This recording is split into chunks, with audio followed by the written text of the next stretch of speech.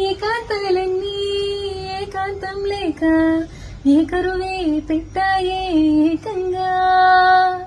సంతోషాలన్నీ సెలవన్నవి లేక మనతోనే కొలువయ్యే మొత్తంగా స్వాగతాలు లేని ఒంట్లో ఉండలేక విరహం కనుమరుగయ్యే మనతో వేగలేక కష్టం నష్టం మాని సొంత వాళ్ళు రాక కన్నీరుంటారాయే నిలువ నీడలేక